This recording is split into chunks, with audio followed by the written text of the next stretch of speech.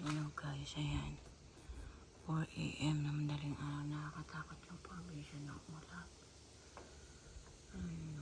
Mahangin po kasi. So kaya pagka nahangin yung ulap, nagkikreate siya ng tornado. So hindi ko alam kung saan siya papunta.